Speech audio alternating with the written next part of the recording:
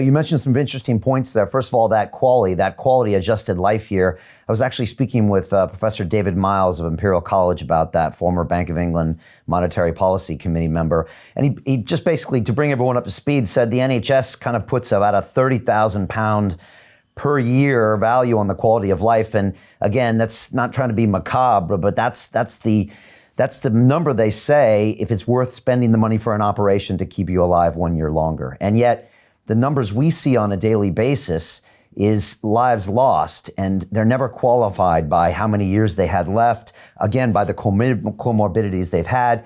And from what I see, Luke, it's almost as if the data is being weaponized somehow, and we're being thrown out this number every day of new cases, which, by the way, Dr. Martin Kulldorff said that number is completely pointless. He says we shouldn't even test people under 18. You shouldn't test asymptomatic people. It doesn't make any sense. He said that metric in itself is meaningless, is what, a highly ranked doctor said with his highly ranked colleagues from Oxford and Stanford. But yet that number is thrown at us.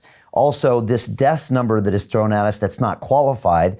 And our mainstream media sees on this. They get us enraged and in fear, and then our government uses it to put through these ridiculous draconian policies that have strange agendas that I can't understand, Luke, because if we don't get the economy going, we will have nothing to pay for the NHS, as you said. And so just curious on some of those thoughts I just brought up and just... Well, I don't have any answers to why they're doing this. I'm sorry. I think that the politicians who are not scientifically or medically qualified have been captured by the scientists. I think the scientists are loving their moment of power and fame. And they are also, the scientists, only being asked about COVID and deaths from COVID. And they will say, we're not making the decisions, we're just giving advice. And by the way, damage to the economy and other collateral damage, that's nothing to do with us. And, in September, in minutes of the SAGE meeting on the 23rd, I think it was, of September, they did admit that actually the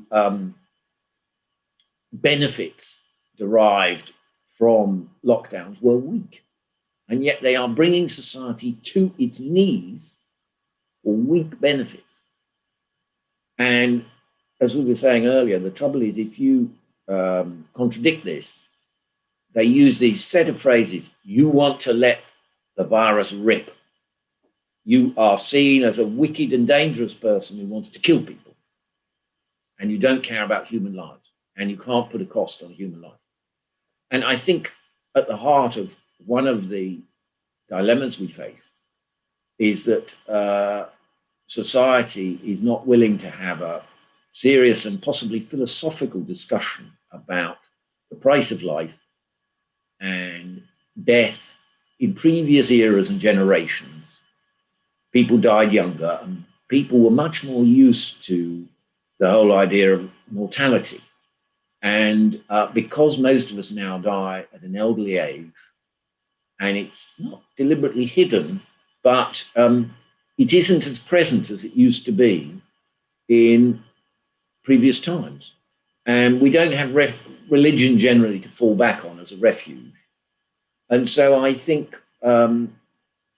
there's this sort of almost subconscious belief that we can somehow or other eliminate mortality.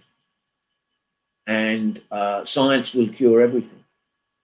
And of course, it's all nonsense. And we as a society are pretty dishonest with ourselves. How much do we really want to spend on the NHS? How much of the NHS budget should we be spending on very end of life care? Because even before COVID, it's quite a high proportion. And is that appropriate use of society's resources? But of course, these things are never questioned. And as you say, the media has weaponized the COVID deaths. We've never, ever before had an episode in history, Hong Kong flu, for example, where testing regimes like this took place, where daily deaths were announced, so that you've made the entire country hypochondriac. They are hypnotized by fear and an obsession with death and a single disease. Even on a day when hundreds might die from COVID, there are still going to probably be more deaths from heart disease and cancer. And unquestionably, this year as a whole, 2020, COVID is unlikely to represent much more than 10% of all deaths. That means 90% of all the other deaths have happened through cancer and heart disease and dementia and so forth. But of course, at the moment, they don't count. And I'm afraid the great NHS, which, as you will know as someone from abroad, the British have a sort of bizarre religious love affair with, which is pretty irrational, frankly.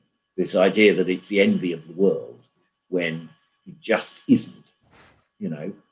And I have a wife who's worked in the NHS for decades. And so there's a great deal of muddled thinking that I think we are in this limbo land. Everyone's lives on hold. We are suffering because we think it's the right thing to do. And an awful lot of us, I think, are coming to the realization the government don't know what they're doing. But we are so afraid that we're torn between desperately wanting to believe in the government and hoping that they're right and the scientists. And if we acknowledge to ourselves that they're actually wrong, what on earth do I as an individual do about it? And that is a quandary.